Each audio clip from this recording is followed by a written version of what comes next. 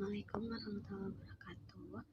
Perkenalkan, saya Winawati dari kelompok 5. Di sini saya dan teman-teman saya akan menjelaskan tentang tema ibadah kurban dalam Islam.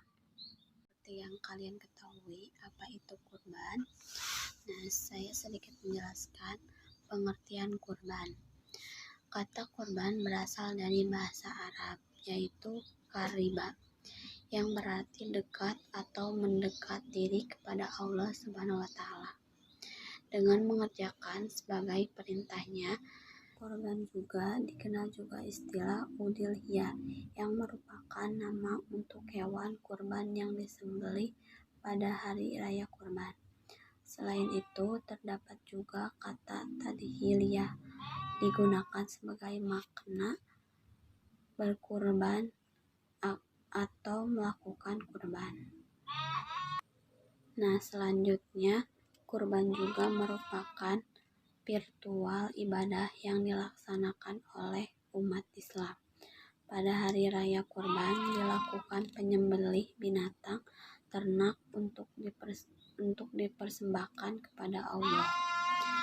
Kurban biasa dilakukan pada bulan Dzulhijjah pada penanggalan Islam, tepatnya pada hari raya Adha tanggal 10 Dzulhijjah. Oke, selanjutnya akan dilanjutkan oleh teman saya.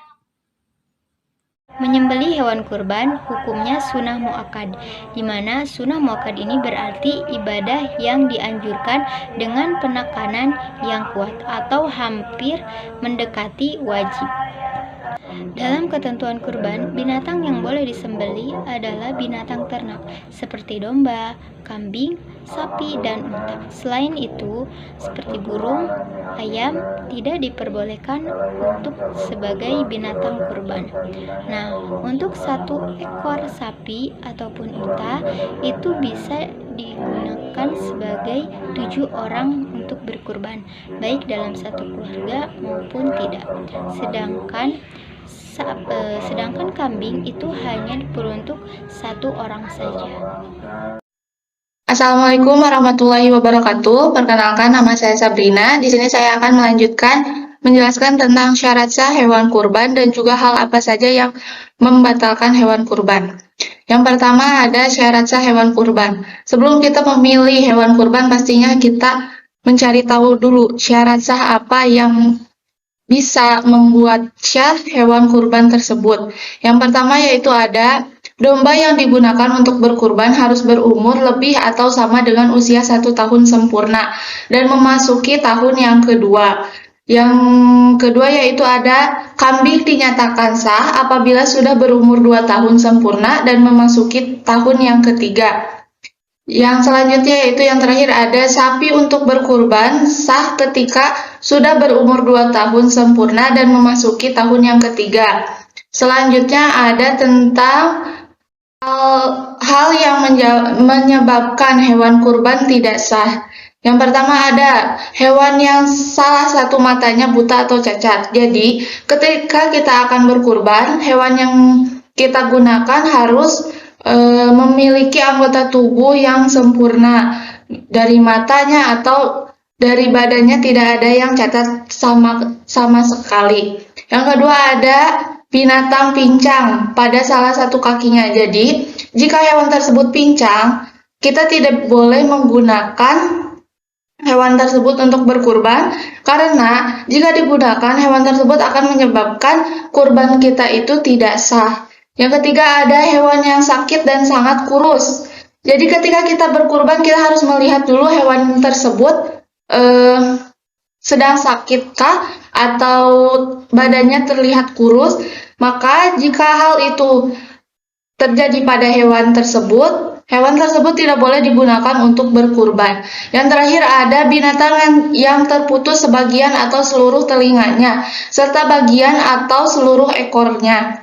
Jadi jika hewan tersebut yang akan digunakan berkurban itu terputus sebagian atau seluruh telinganya, jadi tidak ada telinganya, maka hewan tersebut tidak boleh digunakan untuk berkurban. Nah, untuk penjelasan selanjutnya akan dilanjutkan oleh teman saya. Terima kasih. beberapa orang yang berhak menerima daging kurban. Yang pertama adalah keluarga yang berkurban, kemudian kerabat, dan yang terakhir adalah fakir dan miskin. Selain itu, ada tafsir sosial kontekstual ibadah kurban. Ajaran ibadah kurban bisa ditafsirkan selain bersifat transendental dalam hubungan manusia dengan Tuhannya, juga bisa ditafsirkan secara sosial dalam kaitan manusia dalam hubungannya dengan sesama. Banyak ayat yang menjelaskan bagaimana kesalehan individual perlu adanya untuk diimbangi dengan kesalehan sosial. Ayat-ayat kurban menunjukkan kepada kita semua perlunya pemahaman yang lebih praktis dan bermakna serta memiliki sumbangan yang besar terhadap bahagianya seseorang dalam kehidupan bermasyarakat, berbangsa, dan bernegara. Disinilah tafsir ibadah kurban yang lebih sosial kontekstual juga memiliki dimensi kemanfaatan dan kemaslahatan sosial yang luas. Terima kasih. Selanjutnya, manfaat berkurban. Yang pertama yaitu menambahkan rasa syukur dan kecintaan kita terhadap Allah Subhanahu wa taala. Dengan berkurban, kita telah menambahkan kecintaan kita terhadap Allah Subhanahu wa taala dan juga menambahkan rasa syukur kita terhadap apa yang telah Allah berikan kepada kita. Yang kedua yaitu sebagai ciri seorang muslim. Ibadah kurban merupakan salah satu dari sekian banyaknya ajaran agama Islam.